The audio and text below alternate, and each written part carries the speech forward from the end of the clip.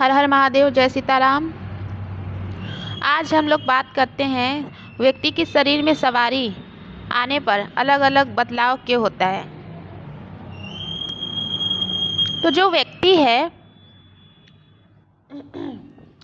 व्यक्ति अलग होता है तो उसके शरीर में अलग अलग प्रभाव पड़ता है, और जो देवी देवता हैं वो लोग भी अलग अलग होते हैं। इसीलिए तो हम इसको विस्तार में जानते हैं। कुछ व्यक्ति ऐसे होते हैं जो लोग देवी और देवता की सवारी को, उनकी एनर्जी को सह नहीं पाते हैं, उनका भार ज़्यादा होता है इसीलिए।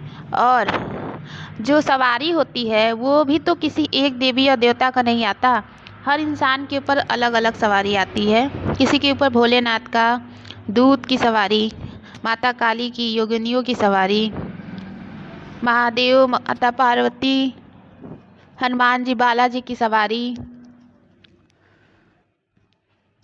अगर किसी के ऊपर काली माता की सवारी आती है तो काली माता के बारे में जान लेते हैं कि जब काली माता सवारी के रूप में आती हैं तो वो स्वयं नहीं आती हैं, उनका छोटा सा अंश मात्र हमारे शरीर में आता है, जिसको भी हम लोग सह नहीं पाते।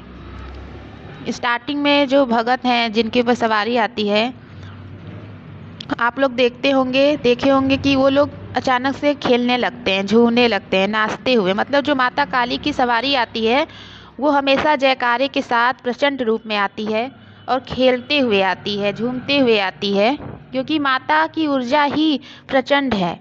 वो इसीलिए सवारी के रूप में जब अपने किसी योगिनी को, अपने किसी भक्त को देती हैं, तभी ऐसा होता है कि जब माता काली की सवारी आती है तो बच्चे के ऊपर जब सवारी आ रही है तो वो बच्चा प्रचंडता के साथ उस सवारी को अपने ऊपर, अपने शीश में लेता है, तो वो भी उन्हीं की तरह बिहेवियर करने लगता है, उनके जैसे ही बर्ताव करने लगता है।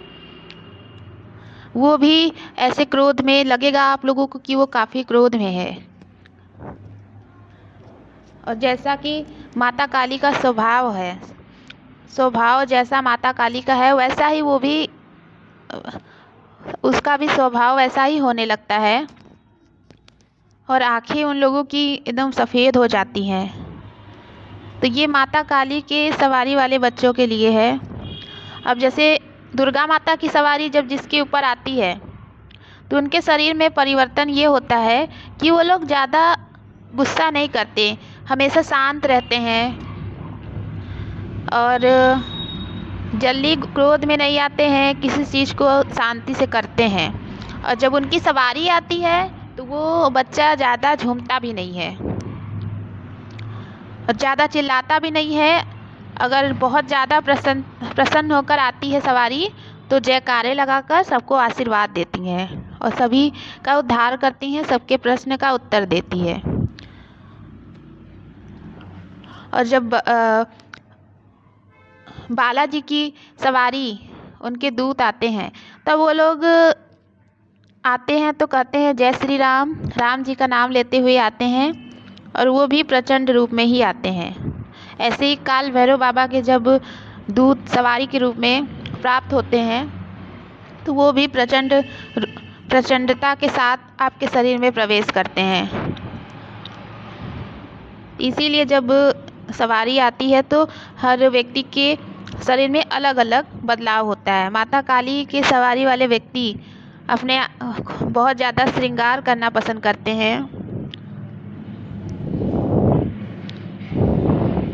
उनकी आंखें सफ़ेद हो जाती हैं, उनकी बात करने का तरीका अलग हो जाता है, कंठ में जो स्वर है वो ज़्यादा मीठा नहीं होता है। माता दुर्गा की सवारी वाले व्यक्ति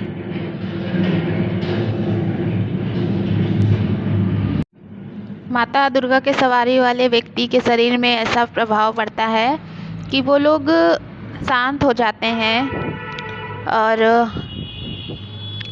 उन लोगों को मीठा व्यंजन पसंद आता है। जैसा कि माता का स्वभाव है वैसा ही उन लोगों का भी स्वभाव हो जाता है। तो जिसके ऊपर जिस भी देवी देवता की सवारी आती है वो व्यक्ति उन्हीं की तरह उन्हीं के रंग में रंग जाता है। अगर आप लोग को मेरा वीडियो पसंद आया हो तो मेरे चैनल को लाइक करें, सब्सक्राइब करें। हर हर महादेव, जय सीताराम।